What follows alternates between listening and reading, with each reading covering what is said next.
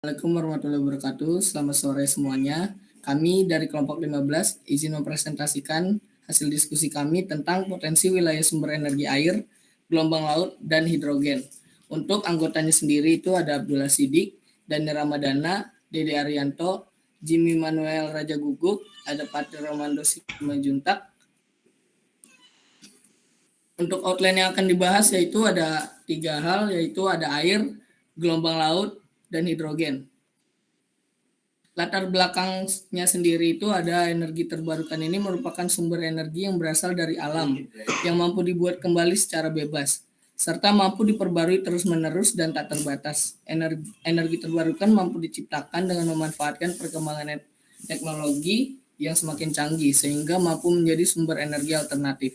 Salah satunya yaitu 3 hal yang akan kita bahas di sini, yaitu air, gelombang laut, dan hidrogen. Energi air sendiri adalah suatu dari 5 sumber terbesar energi terbarukan. Energi ini dapat dimanfaatkan dan diubah menjadi listrik dan pembangkit listrik tenaga air tanpa meninggalkan emisi gas rumah kaca seperti yang dihasilkan oleh pembangkit listrik yang menggunakan energi fosil. Energi gelombang laut adalah energi yang dihasilkan dari pergerakan gelombang laut menuju daratan dan sebaliknya. Hidrogen merupakan bahan bakar yang sempurna, berjumlah melimpah, sangat efisien, dan tidak menghasilkan emisi saat digunakan dalam sel bahan bakar. Tidak beracun, dapat diproduksi dari sumber daya terbarukan dan bukan gas rumah kaca. Untuk slide selanjutnya akan dilanjutkan oleh Dani Ramadana. Untuk yang pertama adalah sumber energi air. Jadi energi air adalah energi yang telah dimanfaatkan secara luas di seluruh dunia yang dalam skala besar telah digunakan sebagai pembangkit listrik. Beberapa perusahaan di bidang pertanian bahkan juga memiliki pembangkit listrik sendiri yang bersumber dari energi air. Di masa mendatang untuk pembangunan pedesaan termasuk industri kecil yang jauh dari jaringan listrik nasional, energi yang dibangkitkan melalui sistem mikrohidro diperkirakan akan tumbuh secara pesat. Next.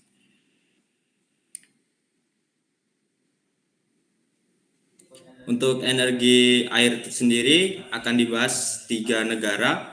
Yang pertama itu adalah Cina. Di situ terdapat bendungan terbesar di Cina. Kemudian yang dua itu adalah bendungan terbesar di Brazil. Kemudian yang ketiga itu adalah gambar dari PLTA terbesar di Indonesia. Next.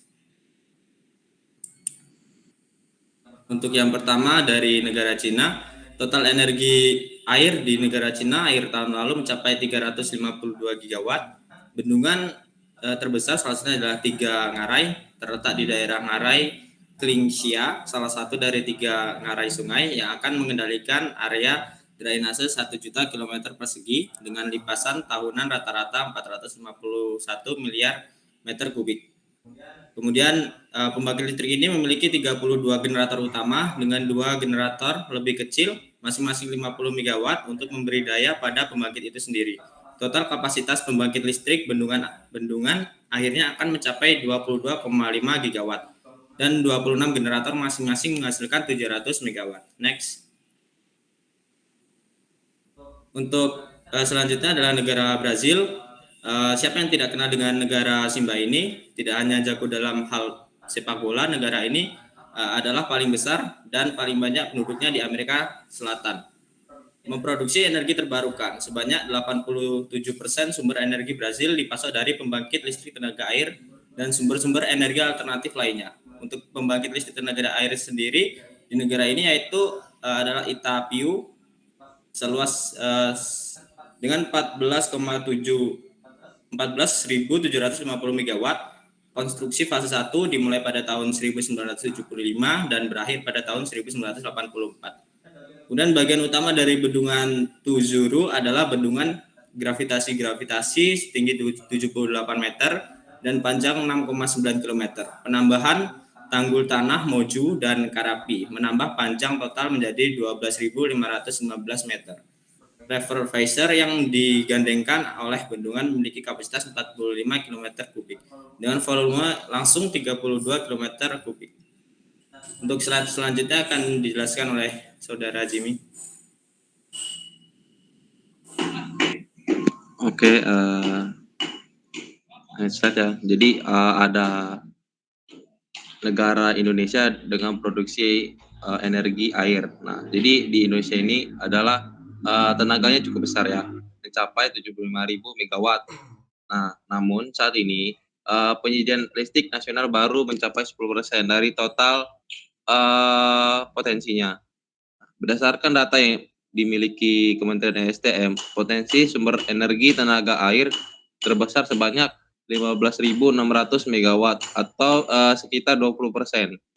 Nah, di Sumatera. Kemudian ada 4.200 di Jawa dan di Kalimantan juga ada 21 megawatt. Kemudian juga ada di Sulawesi ada 10.200 megawatt. Kemudian ada di Bali, NTT dan NTB itu sekitar 620 megawatt. Nah, kemudian ada juga di Maluku ada di kisaran 430 megawatt dan di Papua itu sama ya bergabung dengan Maluku. Nah, jadi total keseluruhan potensi tenaga air yang dimiliki bangsa Indonesia sebesar 75.000 megawatt dan termanfaatkan saat ini hanya 10,1% atau sebesar 7.572 megawatt. Nah, dari data ini sangat memungkinkan semakin tahunnya akan terus mengalami kenaikan. Next. Nah, di sini ada selanjutnya dari energi gelombang laut. Nah, di sini kami mengambil 3 negara. Yang pertama ada Indonesia, Jepang, dan Skotlandia. Next. Nah, yang pertama di energi gelombang laut itu sendiri ya. Jadi kurang lebih energi gelombang laut atau ombak adalah energi terbarukan yang bersumber dari tekanan naik turunnya gelombang air laut. Nah, Indonesia sendiri merupakan negara maritim yang terletak di antara dua samudra dan berpotensi tinggi memanfaatkan energi dari gelombang laut. Nah, oke, selanjutnya akan dijelaskan oleh teman saya. Terima kasih. Baik, selanjutnya itu untuk energi gelombang laut yang di Indonesia. Nah, di mana Indonesia sendiri merupakan suatu negara di dunia yang memiliki wilayah laut terbesar. Sekitar 2/3 wilayah Indonesia ini adalah laut. Indonesia memiliki pantai kedua terpanjang di dunia setelah Kanada. Di Indonesia juga beberapa daerah yang punya potensi energi pasang surut adalah Bagansi api-api yang pasang surutnya mencapai 7 meter. Teluk Pelu yang struktur geologinya merupakan patahan sehingga memungkinkan gejala pasang surut. Teluk Bima di Sumbawa atau Nusa Tenggara Barat, Kalimantan Barat, Papua, dan pantai selatan Pulau Jawa yang pasang surutnya bisa mencapai lebih dari 5 meter. Daerah Samudra Indonesia sepanjang pantai selatan Jawa sampai Nusa Tenggara adalah lokasi yang memiliki potensi energi gelombang cukup besar, berkisar antara 10 sampai 20 kilowatt per meter gelombang. Beberapa penelitian menyimpulkan bahwa energi gelombang di beberapa titik di Indonesia bisa mencapai 70 kilowatt per meter di beberapa lokasi. Next. Selanjutnya itu di Jepang. Nah, kita tahu Jepang sendiri merupakan negara yang memanfaatkan energi gelombang laut. Pada bulan September pada tahun 2017, hal unik dilakukan oleh negara ini oleh para penelitinya dari Okinawa Institute of Science and Technology, yang biasa disingkat OIST. Jepang dalam mengembangkan turbin gelombang laut. Mereka tidak hanya mengembangkan bagaimana sistem menghasilkan energi listrik dari gelombang laut, tetapi juga membantu mencegah erosi air laut atau lebih dikenal dengan abrasi. Next. Selanjutnya itu ada negara Skotlandia. Nah, turbin terapung bernama Orbital 02 yang terletak di timur laut Skotlandia menjadi pembangkit listrik tenaga ombak terbesar di dunia. Kini turbin tersebut bisa memenuhi permintaan listrik untuk sekitar 200 rumah di Inggris dan mengimbangi sekitar 2.200 ton produksi karbon dioksida per tahun. Pembangkit listrik tenaga ombak dibuat untuk memicu pemanfaatan sumber daya arus pasang surut di seluruh dunia dan berperan untuk mengatasi perubahan iklim, sekaligus menciptakan sektor industri rendah karbon yang baru. Dengan panjang 74 meter, pembangkit listrik tenaga ombak dengan turbin Orbital 02 ini diharapkan bisa beroperasi selama 20 tahun ke depan. Baik, selanjutnya akan dilanjutkan oleh rekan saya. Oke, kali ini kita membahas energi hidrogen, yang dimana kita membahas di wilayah Indonesia, Jepang, dan Arab. Next. Nah, untuk Indonesia sendiri berdasarkan data dari buku Outlook energi Indonesia pada tahun 2004 kan bahwa keterbatasan sumber daya energi menyebabkan pada tahun 2003 total produksi energi dalam negeri atau fosil dan EBT sudah tidak mampu lagi memenuhi konsumsi domestik, sehingga Indonesia akan menjadi negara net importer energi untuk skenario dasar. Nah, pada skenario tinggi menjadi net importer energi lebih cepat lagi, yaitu pada tahun 2030 karena meningkatkan kebutuhan energi yang lebih tinggi. Untuk pasokan gas sendiri, Indonesia akan menjadi negara net importer gas pada tahun 2023, yang dimana berdasarkan pada data neraca gas pada tahun 2012 hingga tahun 2025. Dengan keterangan impor energi yang tinggi dapat membahayakan ketahanan energi nasional. Karenanya upaya-upaya seperti diversifikasi energi mutlak diperlukan. Untuk itu harus ada perlu diadakan seminar untuk mampu memberikan informasi terbaru tentang fuel cell dengan teknologi hidrogen dan hasil dari seminar dan motivasi para ilmuwan. Nah, sebelumnya untuk fuel cell ini merupakan cara suatu perusahaan untuk mengolah energi hidrogen tersebut. Next.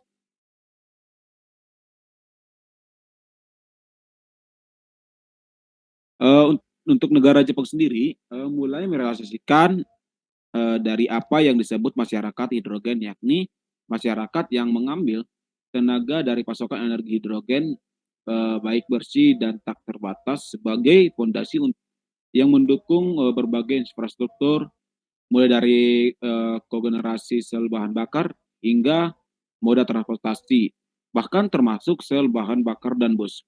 Pemerintah Jepang menyiapkan dana 2 triliun yen atau 19 miliar dolar Amerika Serikat untuk mendukung upaya menjadikan hidrogen layak sebagai bahan bakar pembangkit listrik tanpa emisi. Pada kali ini melalui strategi hidrogen dasar, pemerintah Jepang menjabarkan rencana aksi atau action plan menuju pada tahun 2030 dengan visi misi menuju tahun 2020 dan komponen penting dari strategi. Adapun komponen dari strategi ini yaitu pembuatan lapangan penelitian energi hidrogen Fukushima atau FH2R. Proyek ini terletak di kota Nimi, Jepang, prefektur Fukushima dengan luas lahan sekitar 220.000 meter kuadrat yang dilengkapi dengan 10 megawatt unit produksi hidrogen dan unit pembangkit listrik tenaga surya dengan daya 200 megawatt. Next. Untuk Arab Saudi akan dijelaskan oleh rekan tim saya. Untuk energi hidrogen di Arab Saudi sendiri, Saudi Aramco menandatangani MOU dengan Korea Electric Power Corporation atau KEPCO untuk studi kelayakan amonia biru dan hidrogen biru untuk investasi, produksi, logistik, dan penjualan. Perjanjian dengan POSCO mengenai investasi amonia biru dan hidrogen biru dan persyaratan dasar perjanjian dengan Bank Ekspor-Impor Korea untuk perjanjian kerangka kerja yang mencakup batas kredit hingga 6 miliar US dollar. Saudi Aramco juga menandatangani serangkaian perjanjian dengan S-Oil di sekitar area termasuk penelitian dan pengembangan hidrogen biru dan pengembangan teknologi.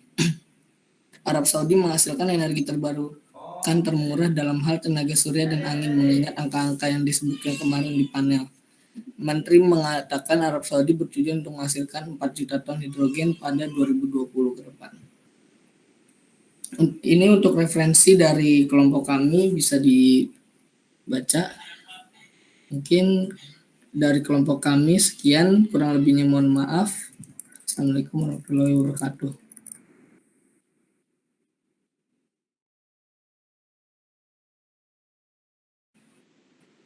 Oke, dari presentasi tersebut kita udah menampung 5 pertanyaan.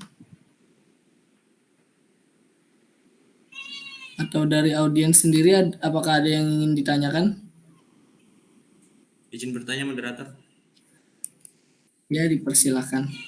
Saya ingin bertanya kepada saudara Jimmy mengenai pengembangan 3 energi tadi, ada air, ada ada hidrogen, ada gelombang laut. Mana sih yang memungkinkan untuk dikembangkan di negara Indonesia? Oke, langsung menjawab aja ya, moderator. Ya, dipersilakan saudara Jimmy. Oke. Untuk dari ketiga gelombang atau bukan gelombang ya, energi terbarukan itu mana yang paling berpotensi, yang mudah gitu untuk dikembangkan oleh negara Indonesia. Jadi jawabannya yaitu gelombang laut. Kenapa? Karena kita ketahui bahwasanya Indonesia ini dihimpit 2 samudra seperti yang tadi dibahas di PPT sebelumnya. Nah, hal itu membuat kita kuatlah karena Indonesia juga pun merupakan daerah maritim yang kebanyakan didominasi oleh laut. Maka dari itu Indonesia sangat memungkinkan untuk mengembangkan secara mudah di bagian gelombang laut energi terbarukannya. Kurang lebih seperti itu. Gimana, Saudara Dani? Baik, sudah terjawab. Makasih, saudara Jimmy. Mungkin dari audiens yang lain ada pertanyaan atau tanggapan? Izin bertanya moderator. Ya, dipersilakan. Pertanyaan saya yaitu bagaimana pengolahan hidrogen kok bisa sampai seperti itu kegunaannya gitu. Oke, pertanyaannya seperti itu. Kira-kira dari audiens ada yang bisa bantu menjawab? Oke, izin langsung menjawab ya, moderator. Berdasarkan penjelasan dari Bapak Abdul Aziz selaku Menteri Energi di Arab Saudi, beliau menjelaskan hidrogen diproduksi melalui energi terbarukan dan air, yang dimana mereka mencatat mengenai tentang energi terbarukan ini dengan menciptakan teknologi sendiri, yang dimana menghasilkan energi dengan listrik, menghasilkan air dengan listrik bukan gas, kurang lebih seperti itu. Dan nanti itu akan diolah kembali di bagian fosil tadi yang saya katakan tadi itu, fuel cell.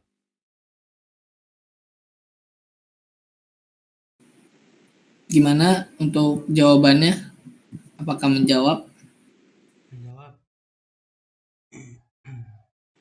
Untuk yang lain, apakah ada pertanyaan lain? Bisa langsung on mic aja.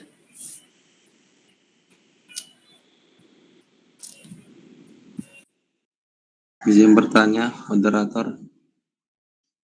Ya, dipersilakan. Jadi saya izin bertanya, dari ketiga sumber energi tersebut, kira-kira yang lebih efisien akan bertahan terus-menerus itu yang mana ya? Kurang lebih seperti itu pertanyaan. Terima kasih.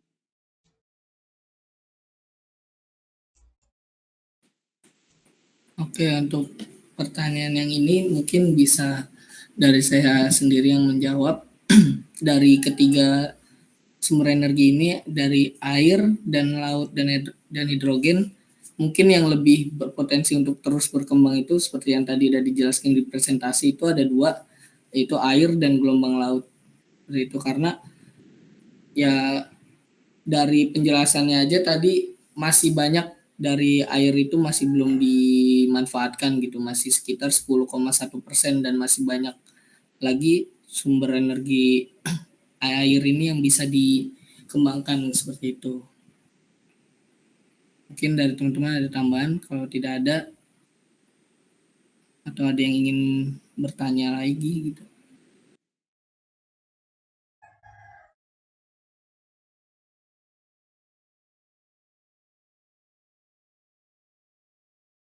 Izin masuk, moderator. Iya, dipersilakan. Oke, mungkin pertanyaan saya tertuju kepada saudara Dede Haryanto. Di Indonesia kan Indonesia kan termasuk di baru terbarukan.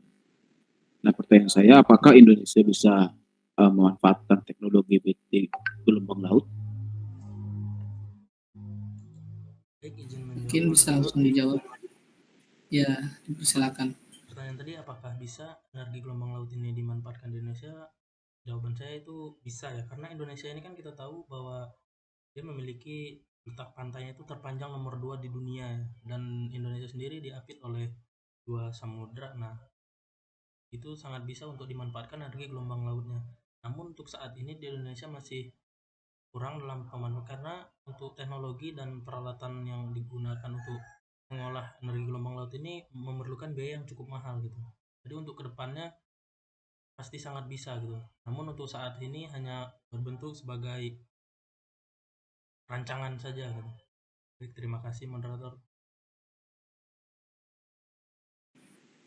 Oke. Dari yang lain apakah ada pertanyaan lagi?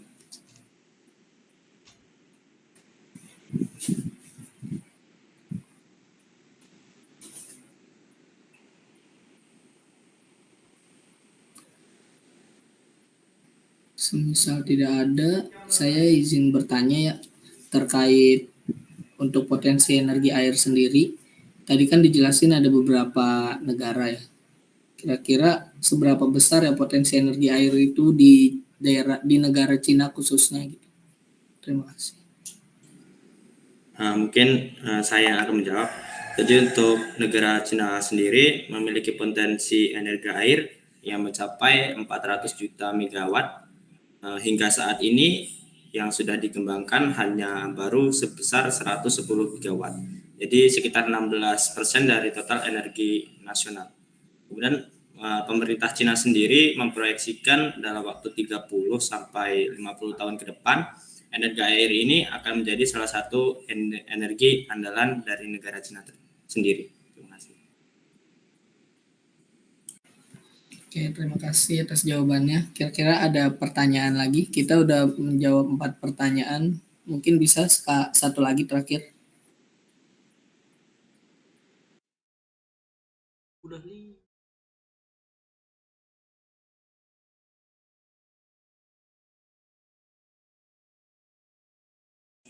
Kalau dari saya sudah cukup moderator. Oke, tadi udah 5 pertanyaan ya ternyata ya. Mungkin bisa dicukupkan.